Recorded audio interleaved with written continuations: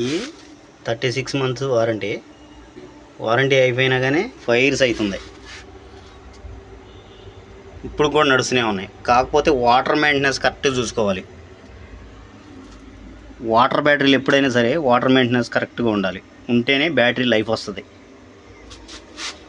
ఇది 2 kV inverter, 150 Ah battery, 150 Ah battery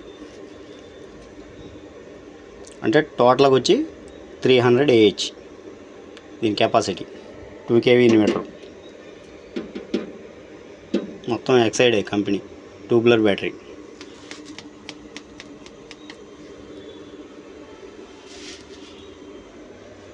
ఏదైనా maintenance కరెక్ట్గా ఉంటే ఏదైనా నడుస్తుంది. మెయింటెనెన్స్ కరెక్ట్గా లేకపోతే కష్టం. ఓకే ఫ్రెండ్స్, ఈ వీడియో నచ్చితే లైక్ చేయండి, సబ్స్క్రైబ్ చేయండి. Okay friends, bye.